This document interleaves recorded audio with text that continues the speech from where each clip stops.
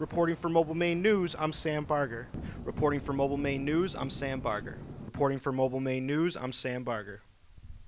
I'm Sam Bargar, and I'm here at the Sawyer Environmental Research Center at the University of Maine, where a team of researchers are trying to identify the environmental consequences of the use of road salt.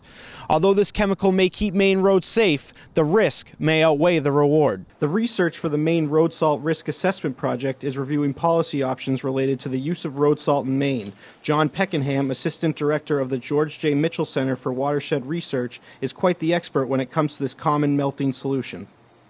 Road salt, it's also called rock salt. It's a very simple chemical, sodium chloride, same as our table salt.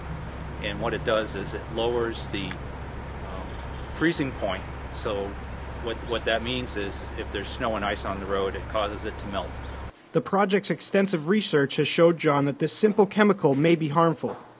Fortunately, there's always trade-offs on anything, in that the roads are cleared for safety for people traveling, for all of us that drive. But in this case, 100% of the salt that's put down on the road surface ends up in the environment.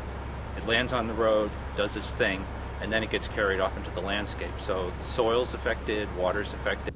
The current economic recession has affected public schools all over the nation. Public schools in the state of Maine have also had to face many cutbacks. School departments, large and small, are all focused on saving money.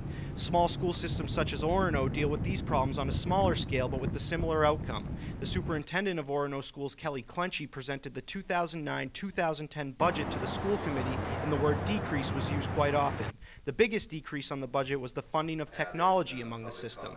Clenchy said that while students' access to computers is important, it's just not feasible. And I would hate to be in that position to downsize staffing positions and commit $160,000 to funding laptops when we're decreasing our staff. So it's just not as clean as I would like it to be. Disappointed I am, but at the same time I just really don't feel that we could do this without putting our system at risk, because the future is so unpredictable in terms of the economy. The Bargar School Department, which is one of the largest in the state, is also doing what they need to do to save money. Superintendent of the Bargar school system, Betsy Webb, said that a budget freeze was the only option when the economy began to slide. We saw early last fall that the economy was going to be struggling, and therefore we put in a budget freeze. The revenue forecasting last fall made it clear that the state was going to be without the revenues that they had anticipated for the budget. So we put in a budget freeze October 1 and included with it a hiring freeze. Only essential positions and essential academic expenditures were allowed. Superintendent Webb also said that Bargar is taking the steps to save money without cutting programs. What we did last fall is we brainstormed with all employees about what are some of the things that we can do to save costs. And we have implemented those things like dressing in layers, keeping the thermostat lower, using natural light whenever possible, making sure to pull shades, making sure to conserve on paper. People are committed to double-side printing and not printing everything, So we've done all those little things that often can add up to quite a bit. Just like every family and every business, public schools in the state of Maine are feeling the effects of the recession. Where a quality education is the first priority at most schools, cutbacks may be the only option to sustaining that quality. Reporting for Mobile Maine News, I'm Sam Bargar. The most exciting part about going away to college is the opportunity to live on your own. Students at the University of Maine have plenty of options when it comes to choosing a residence. However, in these tough economic times, are those options just not there anymore? Director of Student Housing at UMaine, Jennifer Moreau, says that on-campus housing is actually filling up at a record rate. Well, I've only been doing the housing piece since October. However, when I announced to other, staff, we filled up at room selection. There was some surprise, so maybe that didn't happen last year. Maybe there was still space available, but not this year.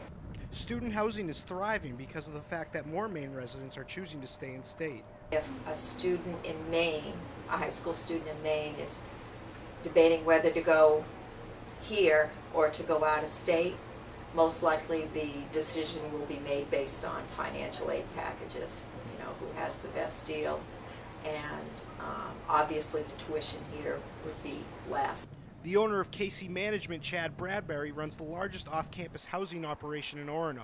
Bradbury owns more than 100 properties in the UMaine area, and he says that while leases are still being signed, he has noticed that some students are struggling with payments. Yeah, some are struggling, and the ones that, you know, a lot of kids have the loans and stuff, but some students come in that are struggling, and you do hear the stories of, you know, my parents have been laid off, or my parents are struggling, so that ripple effect has hit us.